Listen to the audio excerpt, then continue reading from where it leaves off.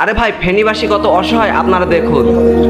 এই আপুরা কিন্তু জ্বরের ওষুধ দিচ্ছে, সেই ওষুধটা কিন্তু ফেনীবাসী বন্যার পানি দিয়ে খাচ্ছে।